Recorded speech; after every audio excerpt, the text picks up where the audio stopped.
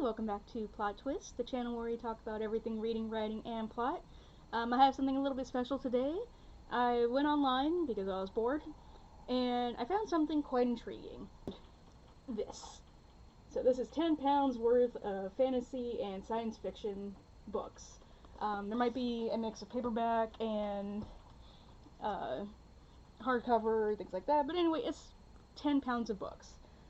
This ended up costing about $20, I think, a little over $20. And it was free shipping, so that was really nice.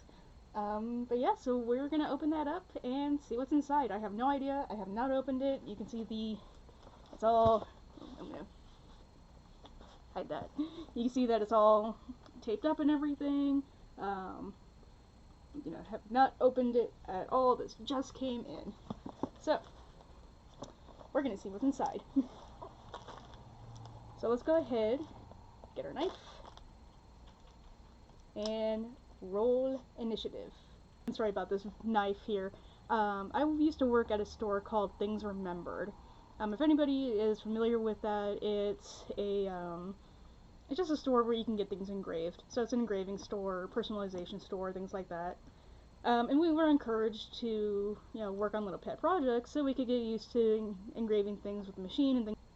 For Christmas one year, I did not know what to get my boyfriend, so I ended up picking up a knife, and since we are both D&D nerds, I decided to write roll initiative on it. With the power of D&D and power of initiative, I'm going to open this box.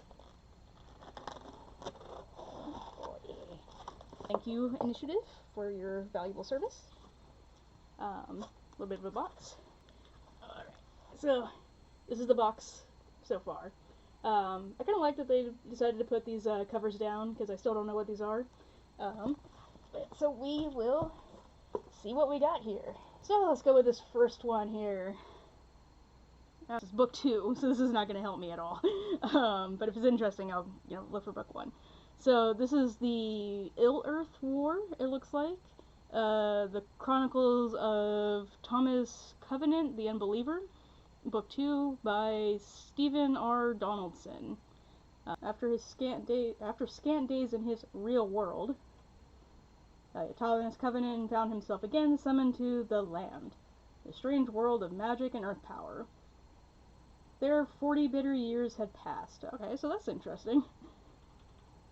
So, looks like some time and world changing, so that's kind of interesting. Quality isn't all that great, but I guess I used. These are all supposed to be used, slightly used. Not the greatest condition of book here. It's, not the best, but it doesn't look like there's any marks or anything, and it is an older book too, so it's not going to be the greatest. Alrighty. Number 2. Oh dear, what is this? Book 1 of, oh my gosh. Another Day, Another Dungeon. Book 1 of Cups of Sorcery. What is happening on this cover? I don't know. Focus. Ah, there we go. Focusing.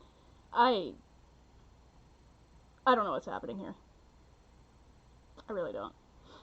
This is by Greg. I'm not going to attempt that because I know I will butcher it. Some adventures are stranger than others. I can tell by the back of your book. Alright.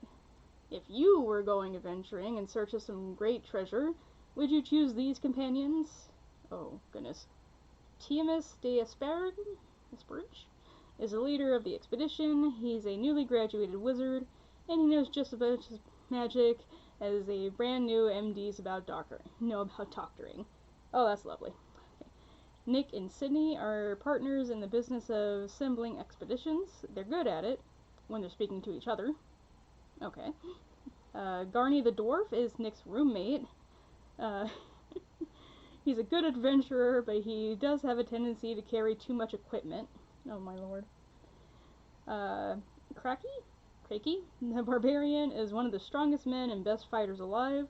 However, he's not too bright. And Father Thwaite is a fine cleric and good healer. That is, if he's not drunk. Oh my god. Together they travel into the caverns of Eotrex? And what they bring back causes far more trouble than anything they run into on the original expedition. Oh my gosh. This sounds absolutely wild. This is a Tor novel here. But I'm quite interested in learning what this is about. Let's see here. This was... Let's see here. Looks like, oh, the first edition, 1990. I don't know how I feel about that. Let's take a look at this. Okay, this was cheating a little bit. Look at this thing. This thing is chunky. Terminal World.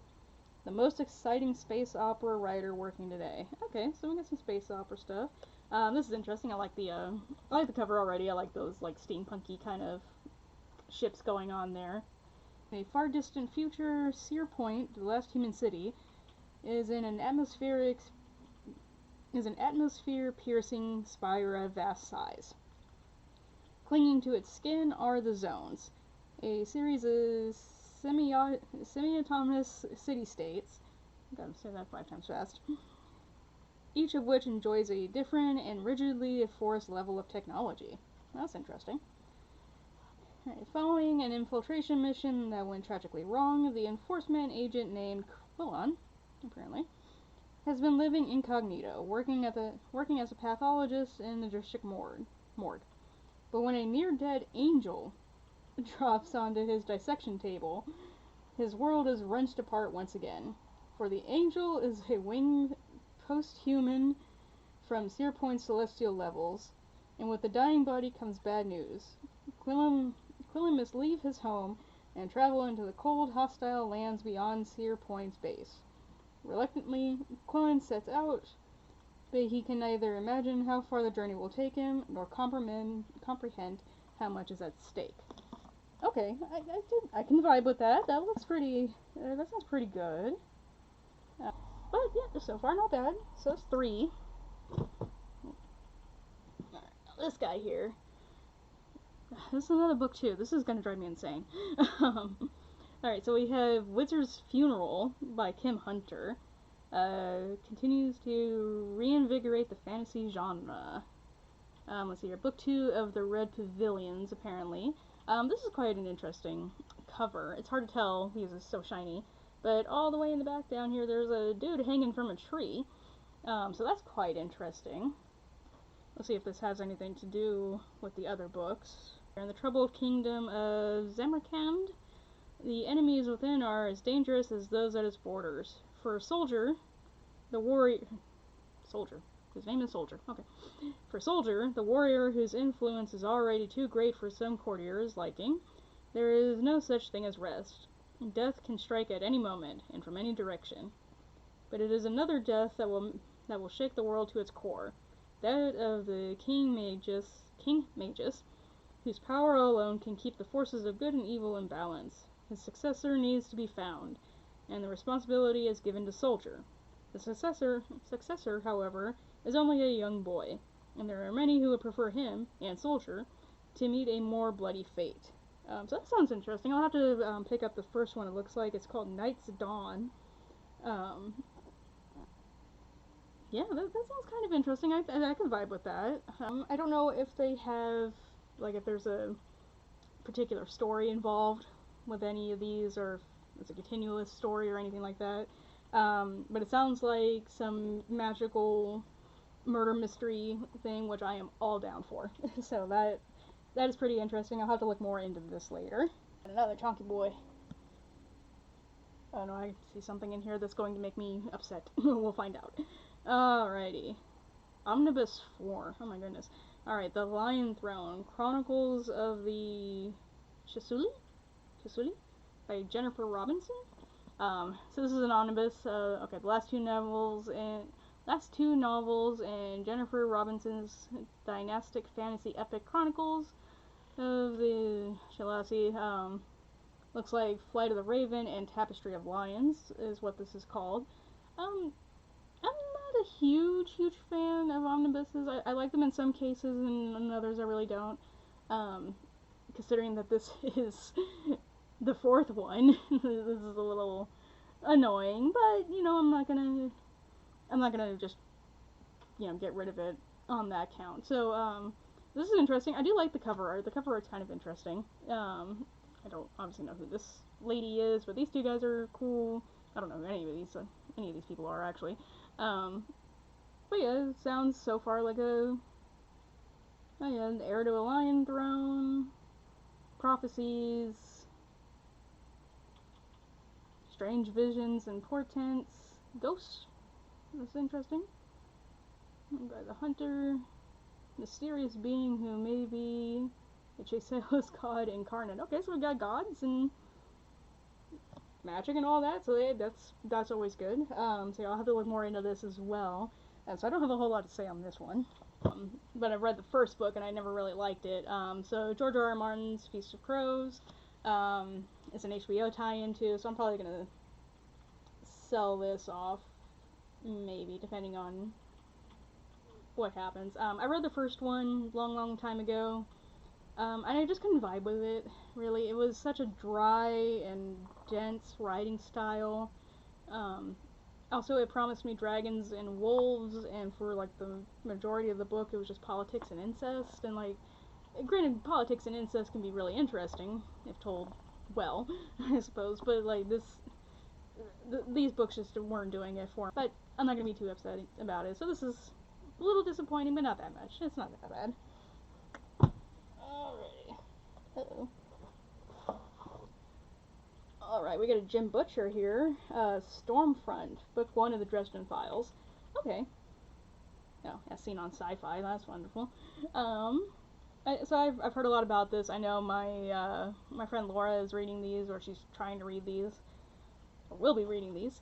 And I've been kind of interested in them. You know, magical detective stuff, I guess, is what this was. I don't remember.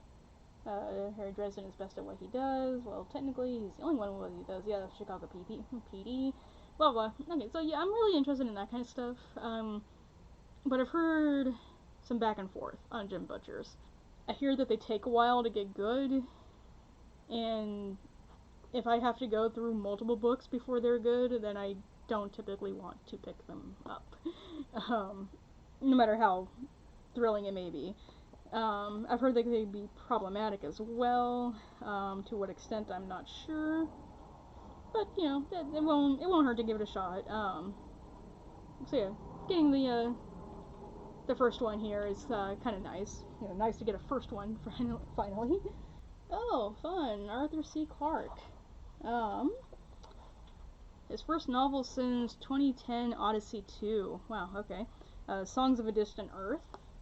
I've never actually read any Arthur C. Clarke, but he's not...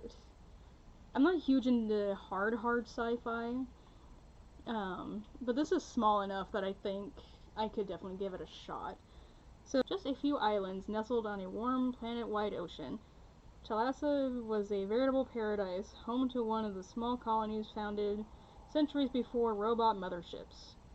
Okay, mankind had barely managed to flee before the sun went nova and destroyed the solar system. Oh, lovely. The people of Thalassa were happy and devoted to living well in their beautiful world. Mesmerized by the beauty of Thalassa and overwhelmed by its vast resources, the colonists were unaware of a monumental evolutionary event slowly taking place beneath their seas. But Thalassa's ideal was broken one day by the appearance in orbit of the Magellan, a huge spacecraft carrying 1 million hibernating refugees from the very last mad days of Earth. Clearly, whether Magellan was just stopping by on her way to a more distant star, as her crew alleged, or intending to stay, as many Thalassans feared, uncertainty and change had come to the placid paradise that was Thalassa. Okay. Never read Arthur C. Clarke, but hard sci-fi has never really been my thing. But since this is small enough, I'll give it a go. Alrighty. Hey, we got another first book here. This is great. Okay. The Book of Years, Volume 1, The Horse Lord, the Demon Lord. Okay, that's interesting. Now, the first 2 novels of the spell-fueled fantasy series now available in one omnibus edition. Okay, another omnibus. Not great, but whatever, I'll work with it. Since it's the first 2 novels. Centuries ago, the Horse Lords had ridden into Alba to defeat the evil master sorcerer Kalar Kurui. Defeat an evil sorcerer, let's just go with that. And has again meddled... Oh, wait, I'm lost here. And banished magic from the land. By now, an ambitious lord has again meddled with dark forces, unleashing the power of said evil sorcerer dude on the unsuspecting and unprotecting horse lords. As Castle Duranth is besieged and overrun by sorcery, only the young warrior and heir Aldrich survives to seek vengeance on those who have slain his clan and stolen his birthright. Okay, I like princes going on vengeance quests, and this sounds pretty good. I think I could probably get into this a little bit. Again, you know, not too huge on the whole omnibus thing, but whatever. You know, it's a box of mystery books. I'm not going to be too upset about it. I got quite a few cheats. Oh, we got a major cheat in here, but you know what? We'll save that for. So it looks like I got 3 more in here. This is Rhapsody by Elizabeth Hayden. I've heard a little bit about this. Not a whole lot. I think it's a fairly generic fantasy. Rhapsody is a woman, a singer of some talent, who is swept up into events of a world-shattering import. On the run from an old romantic interest who won't take no for an answer, Rhapsody literally bumps into a couple of shady characters, half-breeds who come to her rescue in the nick of time. Only the rescue turns into an abduction, and Rhapsody soon finds herself dragged along on an epic voyage, one that spans centuries and ranges across wonder-filled fantasy world. So, okay, it spans centuries. That's going to be interesting. This might be interesting. That doesn't really tell me a whole lot.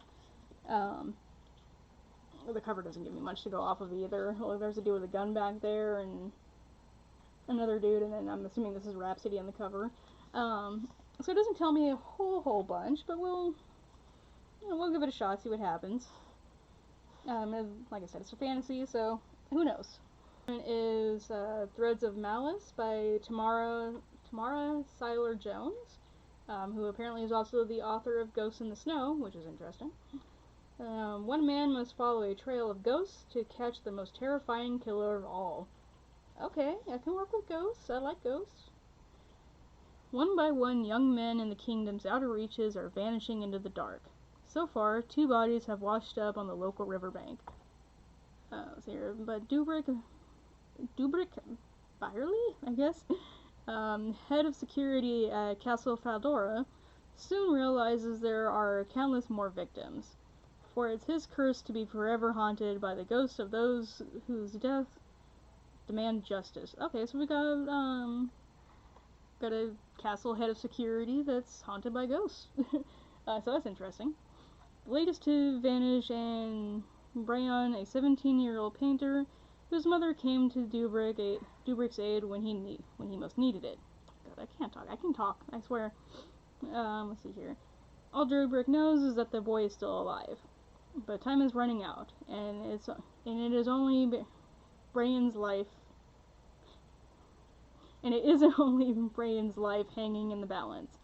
If Dubric can't untangle the twisted web of clues and lies and find his way to the killer, one of his own pages will be next to die. It doesn't seem like this is book 2 or anything, so I wonder if this is like one of those series where they can all kind of be standalone-ish. Those where it's just a series of, you know, one character solving murders and mysteries and things of that sort. This is just a cheat right here. This was, you wanted to put a lot into a book. You know, you had £10 to work with, and this was probably about half of it. So this is actually a Dragonlance novel, Dragons of a Fallen Sun, The War of Souls, Volume 1.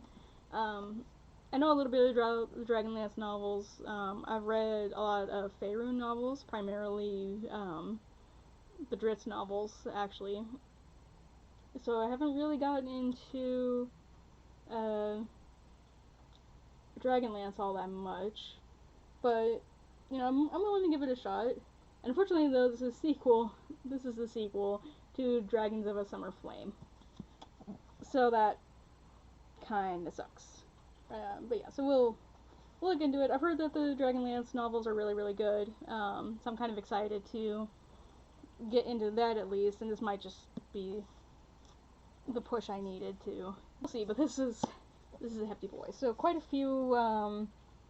12 books in total. So I believe that makes them, let's see here. Okay, so that makes these just a little bit under $2, $1.97 a book. So in the end, really not bad, considering what some of these books probably could go for. In a lot of different places, they might be like $3 or $4 each. Some of these bigger ones might be even 10. So, you know, not a bad deal. Will I do this again? Maybe. This was actually really fun. I did enjoy looking through all these books, wondering what I was going to get. Didn't get anything that really struck out to me as I desperately want to read, but I got some that were intriguing. They caught my interest at least. So yeah, let me know what you think. Or do you want me to do more of these videos in the future? If you've read any of these books, please let me know. Typical stuff, like, comment, subscribe. Let me know if you've read any of these books.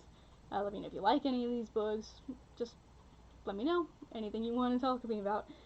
Thank you so much for coming, and have a wonderful day, and don't forget to keep reading.